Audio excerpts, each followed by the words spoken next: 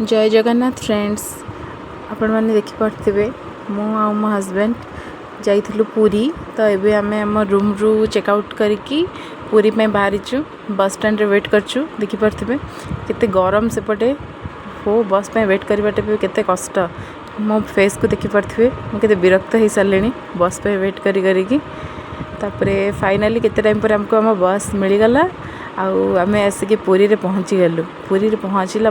से एते time bus journey पर गोटे चा ही से बस माने थकावटा को दूर करला तर फाइनाली आमको आम ए जाऊँ बड़दाण्डे आमको आम मंजिल देखागलानी से गोटे फीलिंग तो कौन कहबी आम ए ऑटो बसिक जाऊँ बड़दाण्डे जाऊँ मंदिर दर्शन एते टाइम पर दूर ही मंदिर दर्शन कर मिलगला आउ से फीलिंग गोटे अलग ही गोटे तार चार्म थाए देखिपे केते भीड़ से कौन प्रोग्राम थिला के जानी किंतु बहुत भीड़ थिला बहुत भीड़ आम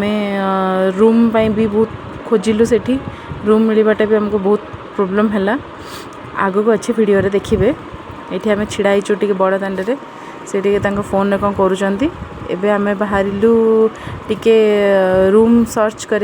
रूम को देखारे ना रही कौटी आम पहुँची तो गलु पूरी रे टिके मार्केट रे बुलुचु कौटी आमको रूम अवेलेबल देखा तो जाऊनी तापरे बहुत देखा देखी कलु मंदिर एपट सेपट बुलिलु रूम पाई तापरे आमको आम रूम मिलला फाइनाली टिके रूम रे जाइए फ्रेश होइकी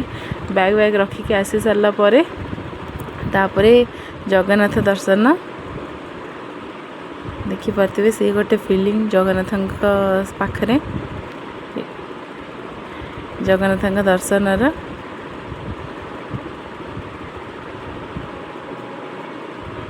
से बसवाटा भी बहुत भाग्यर कथा मुझे बसी गली से तले बसिकी मु शांति रे केते टाइम कहली टिके एंजॉय करे तापर आम बाहरी गलु समुद्र कूल को टिके